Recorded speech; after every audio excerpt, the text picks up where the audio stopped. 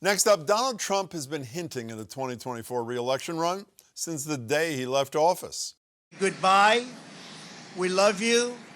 We will be back in some form. Some form? Of course, when he said that, some members of his own party just voted to kick him out of office days earlier for inciting his supporters to attack the Capitol, an attack that came on the heels of his resounding 8 million vote election loss. In David Frum's latest piece in The Atlantic, the terrifying title is Revenge of the Donald. Nostalgia and resentment could be enough to catapult Trump back into the presidency. David Frum is also a former speechwriter for President George W. Bush and the author of Trumpocalypse, Restoring American Democracy. David, good to meet you. Thanks so much for being here. Well, thanks for your hospitality. You make the point that Donald Trump is a runaway favorite for 2024's nomination. The most recent poll I could find from The Economist says Republicans, 82% have a favorable opinion. But why? Why do 82% think well of him, and why is he the runaway favorite? Well, resentments, nostalgia, as I said, all kinds of bad motives.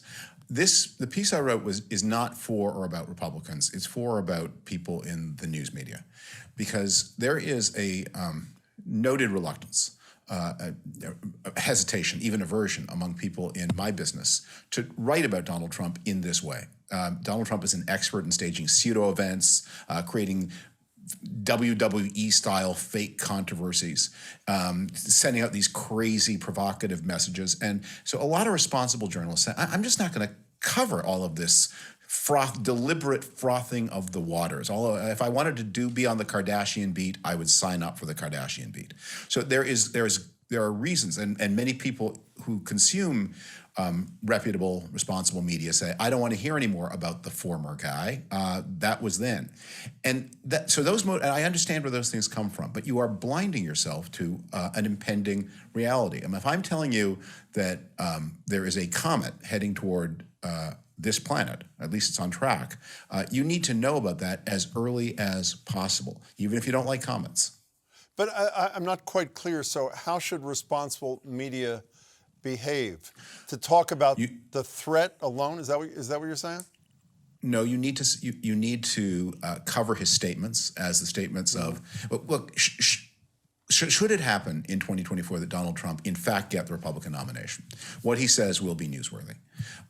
And even though it's often crazy and often provocative and often intentional, as a former president and as really the presumptive frontrunner, I think journalists have to cover what he says. And you can't flinch from the fact that it's often crazy or provocative or obnoxious.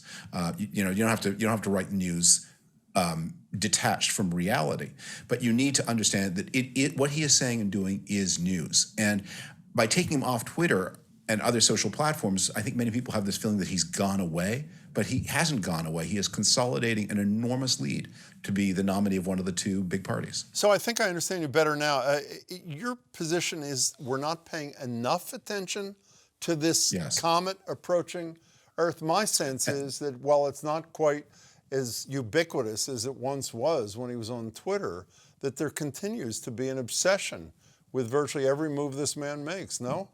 Well, no, because some of his provocative statements, even when they're covered, what is not covered is the construction of his apparatus. That he is building an alternative party. Other people in the Republican Party, especially people who are not in the 2024 cycle, we're about to have an election down the road for me in Virginia, and Glenn Youngkin, the Republican candidate, and at this point probably the likelier winner, has wanted to play a double game where he doesn't separate himself from Donald Trump, but he does present himself as someone who's acceptable to moderate people, traditional Republicans in Northern Virginia. That's part of the building of a project here, and I think people need to understand there is a new kind of political system being built in the United States, the key feature of which, the legitimacy of elections it doesn't win.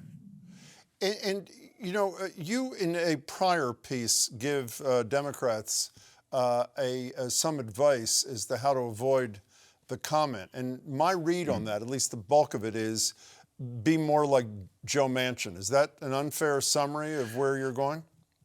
It's more specific than I would be. I would say that what Democrats have been having, because of the a kind of inward dialogue where the progressives are trying to push the party to do as much as it could in the first year, and they get angry at Biden when he's not as progressive as the progressives would like.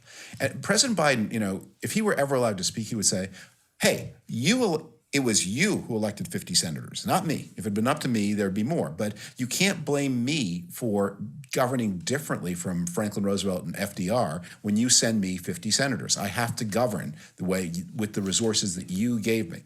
And what I think the Democrats generally, both the progressives and the moderates, need to understand is the most important piece of political decision that we are going to make in the United States over the next 4 years is whether or not it is going to continue to be true that both parties accept the outcomes of elections, even if they don't win. And we have one party where important segments do not accept that principle. And that means you have to build a broad coalition that includes a lot of people you don't agree with. And that means you have to curb some of your impulses. And so that piece I wrote for the Democrats, it's just, you have to understand that this, the American political system, the voting system, is not completely fair. It's not weighted. Rural people count for a lot. Don't insult them. Maybe you should just play spots with him saying, what did he say in one of those debates? "Look at me, do I look like a socialist?" Which I thought was a pretty good line. In terms of accepting democracy and election outcomes, my greatest fear, well, I wouldn't say greatest, one of my fears is he loses by traditional standards, meaning he gets fewer electoral votes than whoever he's running against. But the people who I'll use your more polite description, should walk more and eat salmon, I think you said not too long ago on a podcast, are going to say, once again, the election was stolen and democracy continues to hang by a thread. Yeah. How does that ever go away as long as Trump doesn't go away? Well, look, there always going to be an extremist portion of the population. I mean, that's been true. There's probably we know less about it at other periods in American history than we know now, because thanks to social media, we all know all kinds of weird things about our neighbors and friends. But what used to happen was you had a consensus among people who were active in the political system. The kind of person who became a state secretary of state, the kind of people who were speakers of state legislatures, the kind of people who wrote checks to parties. There's a way the game is played, and there's a way the game is not played. And what we're getting in the United States is to a point where, like in some less stable democracies, you have an increasing number, not just of people in the street, but of office holders, of donors, of people with checkbooks who are saying, I'm not going to abide by the rules anymore, and I'm going to accept leadership from someone who didn't. I mean, you had an actual violent attack on Congress, and that has become increasingly acceptable in the time since it happened. And more people are willing in the Republican leadership to accept that person as their next nominee if they have to, and they are likely going to have to. And that's something that you need to plan around. And so I just listen to so many of the debates in D.C. about Build Back Better and the infrastructure bill and Joe Manchin. It just seems to me so detached from the really important problems the country faces. Whether there's a little more highway or a little less highway, a little more rural internet or a little less rural internet is not as important as whether the losers of elections accept the outcome.